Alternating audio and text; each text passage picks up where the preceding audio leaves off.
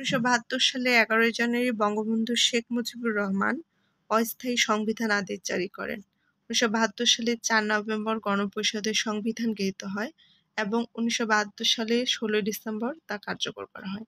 মুজিবনগর সরকারের ত্রাণ ও পুনর্বাসন মন্ত্রী কে ছিলেন? 1971 সালের 10 এপ্রিল মুজিবনগর সরকার গঠিত হয়। মুজিবনগর সরকারের স্বরাষ্ট্র, ত্রাণ ও পুনর্বাসন মন্ত্রী ছিলেন এইচ এম কামরুজ্জামান। ইউনেস্কো 21 ফেব্রুয়ারি শহীদ দিবসকে আন্তর্জাতিক মাতৃভাষা দিবস হিসেবে স্বীকৃতি প্রদান করেন কোন তারিখে? 1999 সালের 17 নভেম্বর। 21 ফেব্রুয়ারিকে আন্তর্জাতিক মাতৃভাষা দিবস হিসেবে স্বীকৃতি দান করে এবং 2000 সাল থেকে বাংলাদেশ সহ সারা বিশ্বে 21 ফেব্রুয়ারিকে আন্তর্জাতিক মাতৃভাষা দিবস উদযাপন করছে। কোন মুসলিম শাসন কালকে স্বর্ণযুগ বলা হয়?